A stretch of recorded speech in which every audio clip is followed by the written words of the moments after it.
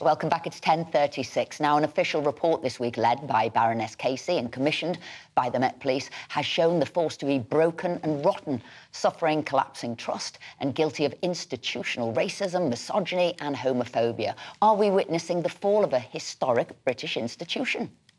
Rick Muir, Director of the Police Foundation think tank, and former Met Detective Peter Bleksley join us now. Peter, if we can start with you. You know, you're a former Met Police detective. It can't be very pleasant to read what Louise Casey wrote about your former employers and where you used to work. Do you accept her findings that the Met Police is institutionally racist, misogynistic and homophobic? And did you witness that when you were a police officer at the Met? Well, I view the Met from afar, so to speak, these days, but I'm a keen observer of policing, of course, as a professional commentator. And yes, I unequivocally accept every word that Baroness Casey said. The Met is clearly riddled from top to bottom with major issues that simply have to be rectified. Back in the day, and I'm talking about the late 70s and the early 80s, when I was a uniformed officer, I shamefully saw racism, was affected by it, became a part of it, and simply was too cowardly to stand up and speak out about it. What the Metropolitan Police is going to require now is braver police officers than me, better human beings than me, so that they stand up and challenge wrongdoing on each and every occasion they experience it.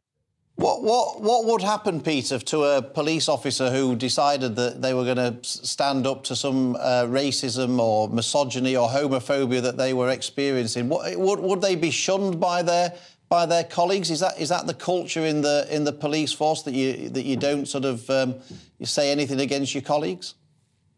Well, it certainly was back in the day, but I'm not using that as an excuse. However, there have been problems in the past because the Metropolitan Police is institutionally protectionist of its reputation and its wrongdoing.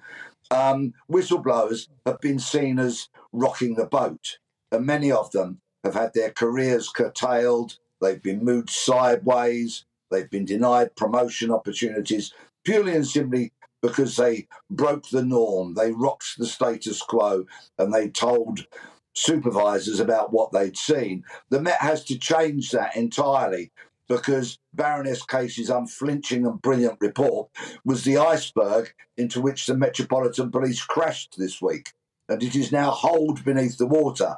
And so there needs to be enough hands on deck, enough truth tellers, in other words, to save this ship from sinking. Rick, you heard what Peter said there, but I want to question the word institutional.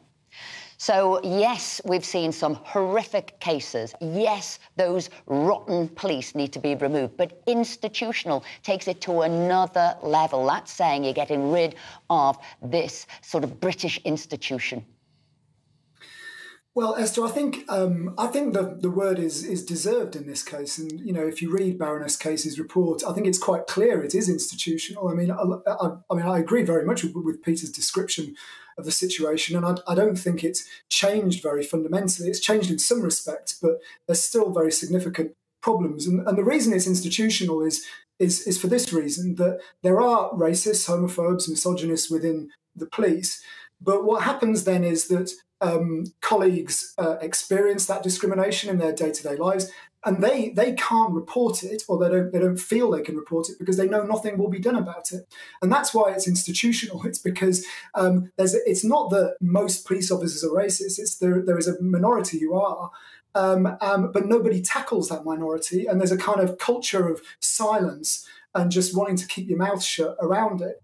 And it's quite understandable people do keep their mouth shut, because particularly if their senior officers don't back them up. And that's something which Baroness Casey highlighted again. So I think it is institutional, and it's going to take quite a lot of effort to change. Rick, is this, do you think, particular to the Metropolitan Police? Or if Baroness Casey was to do a report into every police force in the country, do you think that there'd be a chance that she'd come out with exactly the same conclusions for each police force? I think my judgment is very hard to know because we can't kind of quantify this, and obviously nobody's done the same thing in every police force. My sense is, from observing policing for quite a long time, is that things are probably worse in the Met than in very many police forces, but there are similar problems in other police forces, and this is not just confined to the Met. So I think that the Met is probably one of the worst culprits in terms of these questions. But I think you would find them in other forces as well, and it will vary. And, you know, some forces are very well run and have much more professional cultures than others. Some are pretty badly run. The Met historically has been a badly run police force. So, yeah, I think it's probably worse in the Met than elsewhere, but you'll find these issues in other forces as well.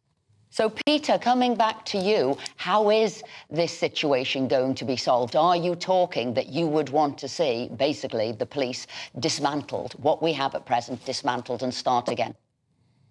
Well, we need a very effective police service, a professional police service. Every man, woman and child in the country needs a professional police service. But the Met won't be resolved merely by top-down diktat. That is just manifestly doomed to fail. It's also got to be a bottom-up process. So those whistleblowers have to be embraced. They have to be regarded as truth-tellers, and their words need to be acted upon if the Met is truly going to root these bad people out, and there is clearly a significant number of them. But there's also a massive problem with the leadership of the Met Police. To climb that greasy pole of promotion, you have to kind of buy in to a neoliberal orthodoxy, which is spouted by those on high. And if you don't toe their line, then you won't get promoted. And sadly, many of those senior police officers in the Met will have seen this racism, this homophobia, this sexism and misogyny during their careers. And you can pretty much bet your bottom dollar they didn't call it out. So they remain part of the problem. And until this organisation unfailingly looks itself in the mirror and improves dramatically, then we, the public of London, are going to be failed. Peter Bleksley, former Met Police detective, and Rick Muir, Director of the Police Foundation, thank you very much indeed for joining us this morning.